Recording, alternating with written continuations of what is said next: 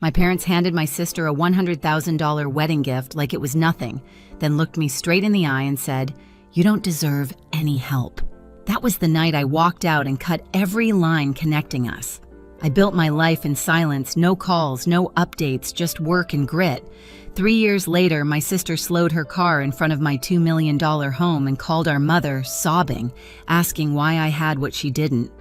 But the real twist isn't the house she saw that day. It's what she never expected to find behind the door. I grew up in a house where perfection wasn't just encouraged, it was required. From the outside, the Hartmans looked like a polished Boston family, a surgeon father, a university lecturer, mother, a tidy colonial home with trimmed hedges and framed vacation photos lining the hallway. But inside, there was a quiet hierarchy everyone understood without it ever being spoken. Victoria, my older sister, filled every room with the kind of effortless light my parents adored.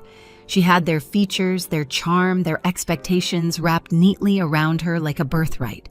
And me, I was the girl they constantly reminded to try harder. Some memories arrive softly like dust motes floating in sunbeams. Others hit like sharp glass. I remember sitting at the dining table, the smell of roasted chicken in the air while my parents bragged about Victoria's private school achievements. When the conversation shifted to me, the tone changed lighter, obligatory, dismissive. "Lily's independent," my mom would say with a smile that didn't quite reach her eyes. "She's used to figuring things out." Independent was their polite word for overlooked. I started working at 16, saving every spare dollar in a chipped jar under my bed. Meanwhile, Victoria got a brand new car with a bow on top and a celebratory dinner. When I left for college, it was in a rattling used Toyota I'd bought myself. Victoria left in a sleek sedan, our father proudly parked in the driveway, neighbors watching. Still, I tried. I tried to be enough. I tried to be seen. By my 20s, I'd carved out a path in marketing, nothing glamorous, just steady work at a mid-size agency. I was good at it too, even if my mother's lips tightened whenever I mentioned my job. "You could have chosen something more meaningful," she'd sigh already, imagining me in a white coat like my father or a lecture hall like her. It was around then that Ethan appeared in my life, a software engineer with gentle eyes, a steady way of listening, and no interest in the games my family played. With him, I felt something unfamiliar ease. He didn't see me as the shadow sister or the family disappointment. He saw me, entirely. I hoped naively that my family would see him too.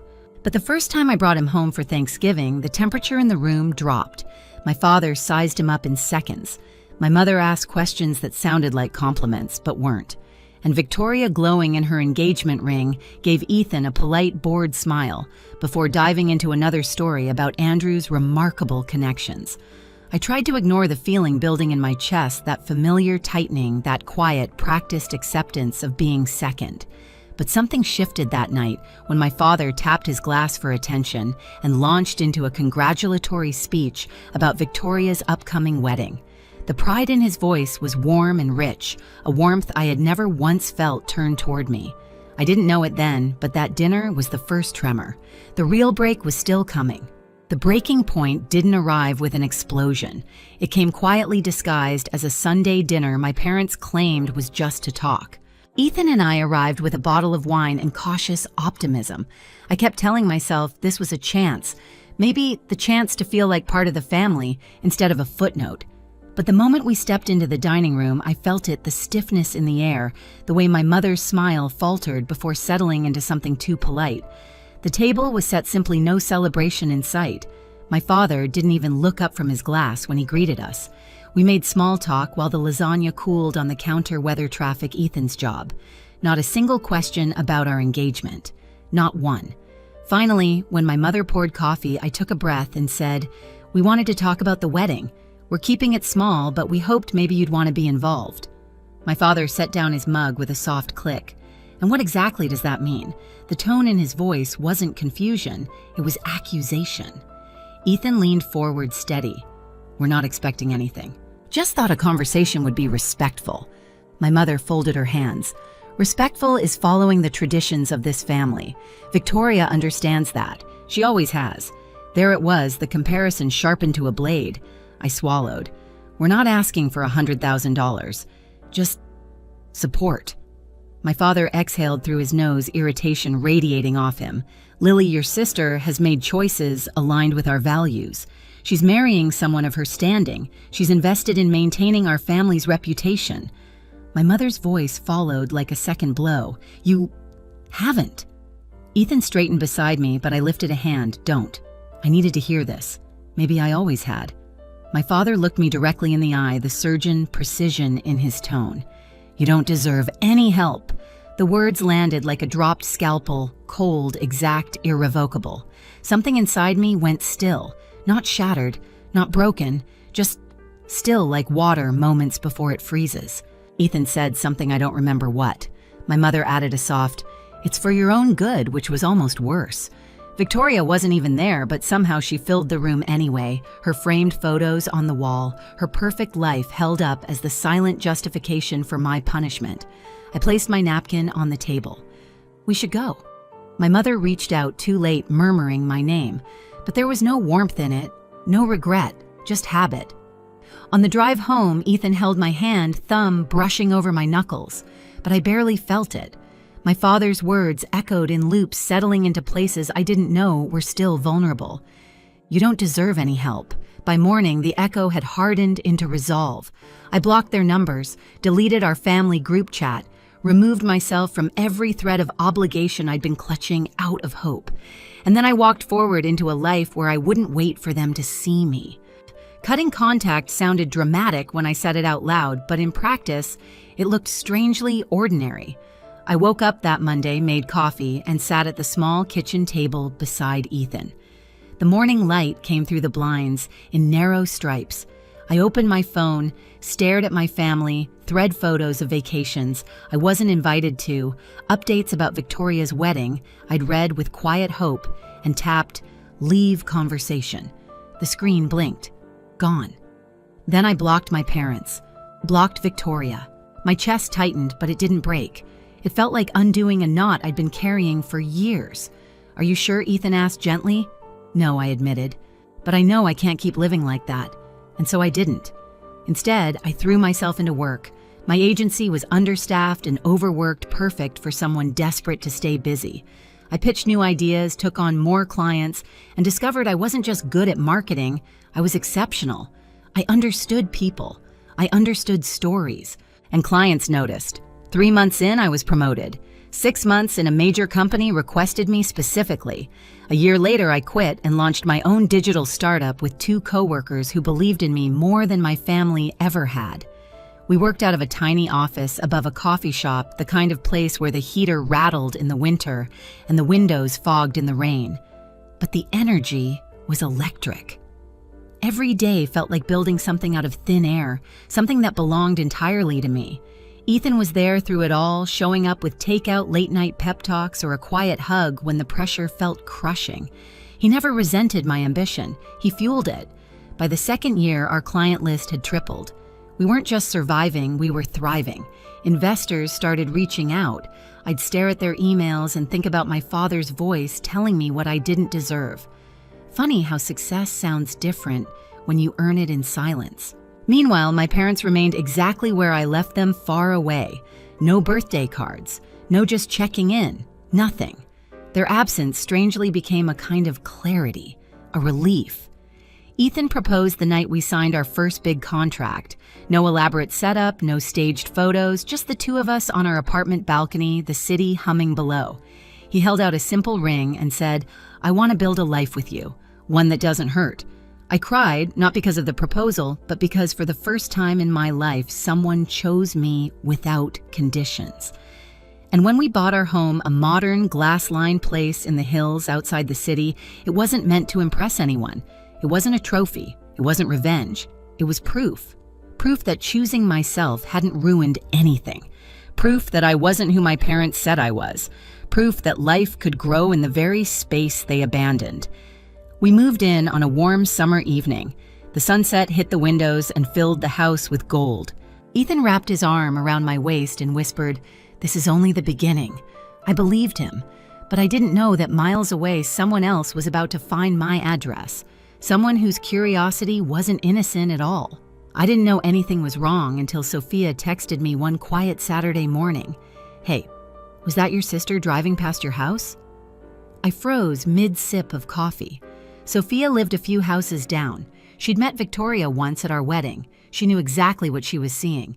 Before I could reply, another message popped up. She stopped across the street, just staring, then sped off. A cold prickle worked its way up my spine. 3 years of silence, and now this. Ethan glanced over. "Everything okay?" I didn't answer right away, because I didn't know. Later that afternoon, my phone rang with a number I hadn't seen since the night my father told me I didn't deserve help. For a moment, I considered letting it go to voicemail. Curiosity won. Lily, my mother's voice, came through thinner than I remembered. "Sweetheart, we think it's time we talked." My grip tightened. "Why now?" A beat of hesitation. "Victoria mentioned she was in your neighborhood. She saw your home." There it was, not regret, not love, recognition of value. "We'd love to visit," she continued. "Rebuild, start fresh." "Fine," I said. "This Saturday, 2 o'clock. When I hung up, Ethan was already watching me. "You ready for this?" "No," I admitted, "but I'm done running from ghosts." Saturday arrived bright and polished, as if the sky itself wanted to watch the show. Ethan and I set out coffee and pastries on the patio, neutral hospitality, nothing intimate. I wasn't offering closeness, just space. At 1:58, security called. "A family of 3 for you, Ms. Hartman." A black sedan rolled up the driveway.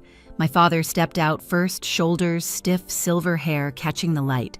My mother followed, smiling too widely. And then Victoria, looking smaller than I remembered, clutching her purse like a life raft. I opened the door. "Come in." My mother's eyes darted around the foyer. "Your home is lovely." I nodded. "Let's sit outside." We moved to the patio, sunlight hitting the glass railing. It was peaceful. Too peaceful for the storm I knew was coming. My father cleared his throat.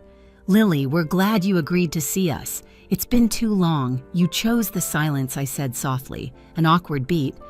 My mother jumped in. "Families make mistakes, but we're here now and we'd like to reconnect." I studied her carefully. "Why?" She blinked. "Because we miss you. That all." Another silence, longer, heavier. Then my father said it. "The real reason. We've hit some financial difficulties." My stomach dropped, but not from shock. "Of course," he continued, voice tight. "The settlement from the malpractice case took more than expected. And I'm consulting now, but rebuilding my name is challenging." My mother leaned forward. "And Andrew, well, his startup could take off with the right investor. Someone with resources." Victoria finally spoke, her voice small. "We thought maybe you could help." There it was. Not love, not apology, need. "I see," I said quietly. My mother smiled, relieved. "We knew you'd understand. Family supports family, just like we supported Victoria's wedding." My jaw tightened. Ethan's hand brushed mine under the table. My father continued. 200,000 would get us through this year, and another 200 to help Andrew launch properly. My mother nodded enthusiastically. "It's nothing to someone living in a house like this." A soft buzzing began in my ears, not anger, just clarity. A clarity I'd never had as a child, kneeling in their shadow.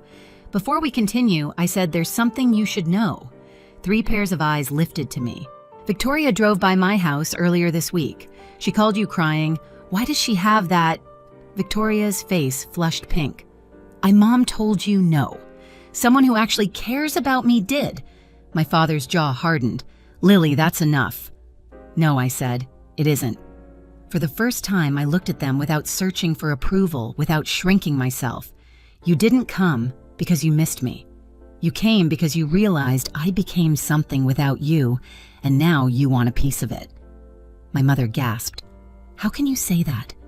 "Because for 28 years, I replied your love depended on how well I mirrored your expectations. And when I stopped mirroring them, you cut me off long before I cut you." My father leaned forward. "You are being dramatic. We did everything for you." I held his gaze. "You gave Victoria a life of open doors. You gave me a lesson, earn everything yourself or get nothing. So I did. And now you want what I built." Victoria's eyes suddenly glistened. Lily, we're family. I softened not for her, but for the child she carried who hadn't asked for any of this. I'm not giving you money, I said, not for the lawsuit, not for Andrew's venture, not for past debts or imagined obligations. My mother stood abruptly. After everything we gave you gave me standards I could never meet, I said gently, and pain that pushed me to build a life without you. They stared at me stunned by the calm. But I continued, turning to Victoria. I will do one thing. I'll set up an education fund for your baby. It will be in the child's name only. No withdrawals for anything else. Victoria's lips parted. You do that? Yes, because your child deserves a future untouched by this dysfunction. My father scoffed. You think you can dictate terms to us? I'm not dictating anything I said. I'm choosing boundaries. I stood, signaling the end. You came here for money. And you're leaving with something better clarity. You don't have access to me anymore. Not my resources, not my time, not my peace. My mother's voice wavered. You'll regret this when we're gone. I regretted trying to earn your love for years, I replied. I'm done regretting things that keep me small. Ethan opened the door for them. One by one, they walked past him. My father stiff with anger, my mother trembling with disbelief. And Victoria, who paused, really paused, and whispered, "Thank you for the fund." When the car disappeared down the hill, I finally exhaled. The sun warmed my back. The house stood quiet, steady, earned. Ethan slipped an arm around me. You okay? I nodded. I think this is the first time I've ever been okay. Because real revenge isn't cruelty, it's peace they can't touch. In the days after they left, the house felt different, lighter, as if someone had opened every window and let the past drift out. I kept waiting for the familiar sting of guilt or the ache of second-guessing, but neither came.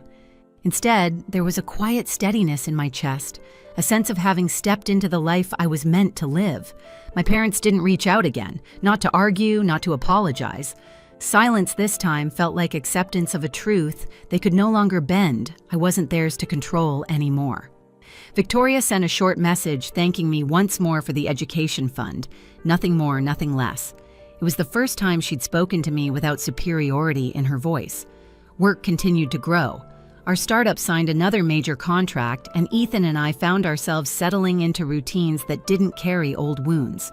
Sometimes on quiet mornings, I'd sip coffee on the patio and look at the hills beyond our home, thinking about how close I'd come to shrinking my life to fit their vision. Instead, I built something bigger, something mine. And the peace that came with it was the kind no one could take away. I've learned that family isn't defined by blood wealth or expectations. It's defined by who shows up with love that doesn't need to be earned. If my story hit something inside you, share your thoughts below. And if you've ever had to rebuild your life from the ground up, you're not alone here. Subscribe, like, and stay with me for the next story. There's always another truth waiting to be told.